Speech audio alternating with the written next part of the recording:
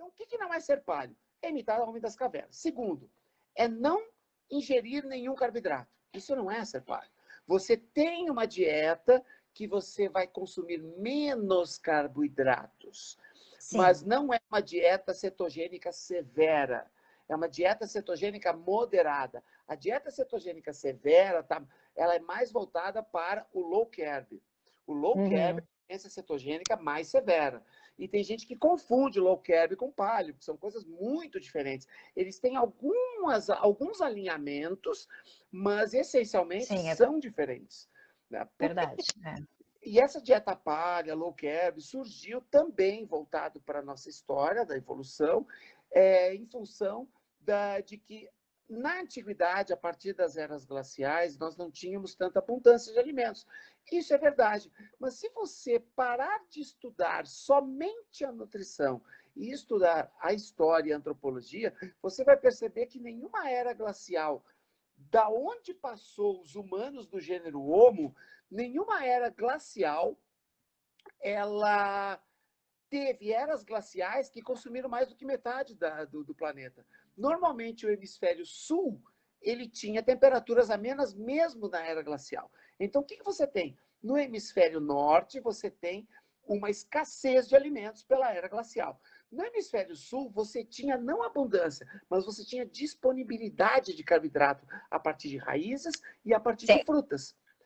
Mas outra qualidade de carboidrato. É bom também, eu acho, deixar bem... qualidade de carboidrato. Né? Porque a carboidratos e carboidratos, viu, gente? Ninguém está dizendo, comam, podem comer. Não, é que até porque existem muitos carboidratos saudáveis.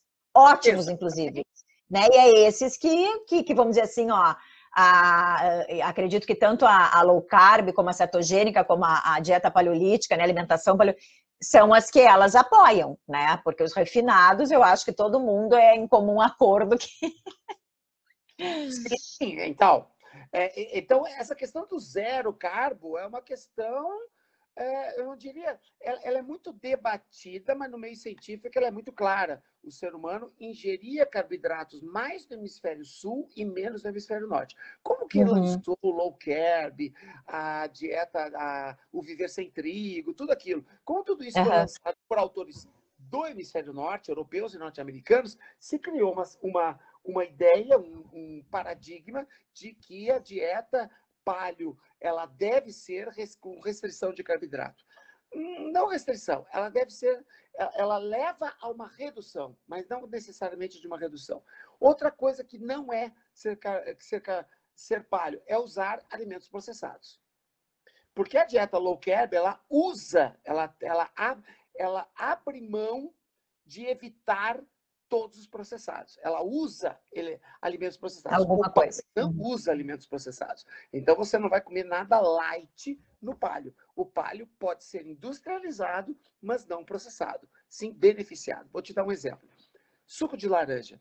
Tem suco de laranja que é processado e tem suco de laranja que passa pela indústria, que vem numa garrafinha, mas que é 100% natural e não tem nenhum elemento químico, nenhum conservante, nenhum edulcorante. Logo, você tem um suco industrializado que não é processado. Então, você pode... Tem uma diferença, sim. Existe. Então, existe na verdade, a diferença. O paleo, ele pensa da seguinte forma: se você encontrar no rótulo alguma coisa que você não sabe o que é, você não consome. Isso aí eu também. O paleo é assim. O low carb já é um pouco diferente. O low carb até consome alguns alimentos processados, né? Alguns alimentos processados. Da mesma forma como o low carb, ele usa derivados de leite. O paleo não usa derivados de leite. É do reino animal, mas não usa derivados de leite. Até porque a gente não, depois que desmama, digamos assim, a gente não teria... Exatamente, nenhum mamífero adulto bebe leite depois da lactação, do período de lactação. Outra coisa, não é bitolado. O que significa não é bitolado? Se te convidarem para comer uma pizza, você vai comer uma pizza. Porque você não é um fundamentalista. Né? Você não vive na caverna, como eu falei antes. Você vive no mundo moderno. Só que você não vai ter pizza em casa para fazer. Essa é a diferença. Na tua despensa não vai ter uma pizza lá congelada. Mas se te convidarem, você vai. Porque aí você transforma hábito, você transforma exceção em exceção. Porque o problema das pessoas que dizem, mas eu como só de vez em quando pizza. Sim, só de vez em quando pizza, só de vez em quando doce, só de vez em quando com açúcar refinado, no só de vez em quando cada coisa, você toma refri, só de vez em quando, só de vez em quando. Quase todos os dias você come algo só de vez em quando. Então você não compra aquilo que você não deve consumir. Mas quando você sai com seus amigos, você vai fazer as exceções.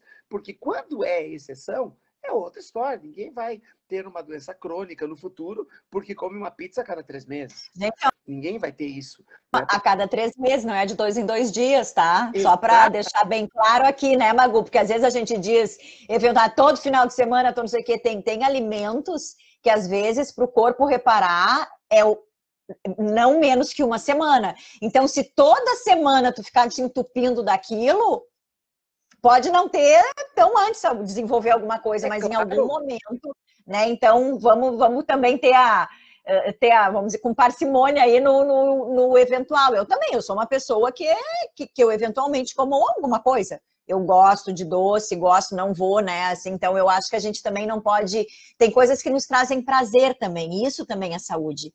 Toda a minha abordagem, quando se relaciona à alimentação, porque a alimentação é um dos 6 pilares do estilo de vida paleourbano, né?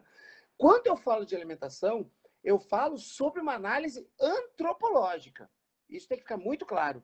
Eu falo sobre análise de evidências históricas, de pesquisa histórica, de pesquisa científica relacionada à evolução humana. Então, eu não estou defendendo um modelo de dieta. Eu estou defendendo uma forma de viver que envolve um modelo alimentar. E agora, baseado nisso, a gente tem que pensar o seguinte: quais são as 4 necessidades do ser humano? O ser humano tem 4 necessidades. A primeira, bem-estar, conforto, né? A segunda, beleza. Quando eu falo beleza, não é a beleza, somente a beleza que nós enxergamos fisicamente, porque a beleza depende da cultura, né? Sim. E essa beleza não é a beleza que a mídia vende. É a beleza no sentido de ser palatável às pessoas. Né? É a beleza de ser aceita pelas pessoas, ser aceito em um grupo. Nós somos seres sociáveis. Por mais que um ou outro diga, eu sou como eu sou e azar de quem... Isso a gente ouve muito, né? Eu sou como eu sou, tem que aguentar como eu sou. Se fosse assim, todos nós sairíamos de pijama na rua. Porque pijama é confortável, a gente não tem vontade de tirar. Mas a gente tira. Por quê? Porque existem determinadas regras de convivência para você ser mais aceitável ou não. Então, a beleza tem a ver com a aceitação no grupo, né? Ser aceito no grupo. A beleza não somente física, mas a beleza do ponto de vista, como diz Olavo Bilac, né? Beleza é uma qualidade morta, mais rica que a beleza é a graça, porque graça é beleza em movimento. Né? Olavo Bilac já dizia isso. É um conceito que sai do estereótipo do visual. Sim. O terceiro é imunidade. É a terceira necessidade humana. As pessoas não querem ficar doentes, as pessoas querem saúde. E o quarto é longevidade. É poder viver o máximo possível com esta qualidade. Então, baseado nisso, as conclusões das quais eu tirei de tudo que eu estudei é que, em vários aspectos da vida, nós devemos buscar resgatar instintos que estão lá atrás do nosso cérebro reptiliano, que é a primeira parte do cérebro que se forma no útero, que é a base dos nossos instintos, depois vem o límbico e depois o parietal, né? Lá no cérebro reptiliano, nós temos instintos que nós precisamos resgatar, porque esses instintos nos seguem durante toda a vida. E aí que entram os 6 pilares do paleourbano. Uau! Esses pilares, modestamente, eu desenvolvi. Eu digo modestamente porque eu não sei se eles estão totalmente certos, porque só eu desenvolvi isso, né? Se tiver mais gente que queira estudar, provavelmente vão descobrir coisas que eu não descobri ainda, mas foram as conclusões que eu cheguei, eu aplico na minha vida há mais de 10 anos, deu muito certo. Para você ter uma ideia, eu não fico resfriado há mais de 10 anos. Olha aí, gente! Eu não fico resfriado há mais de 10 anos. Detalhe, eu aboli o uso de carro desde 2015. Desde 2015 eu resolvi não ter mais carro. Então eu pego chuva de manhã, no inverno, eu pego ônibus e não fico resfriado. Né? Então são 6 pilares na ordem. Eles seriam o pilar do vigor, que envolve o exercício físico, o pilar da caça-coleta, que envolve a alimentação, porque nós sempre fomos caçadores-coletores, né?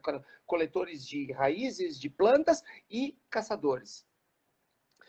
O pilar da atribuição, que tem a ver com as relações de trabalho, com a tua vocação profissional, com os teus, com o número de, a quantidade de horas que você trabalha, com a tua produtividade, né, com a tua contribuição para o mundo.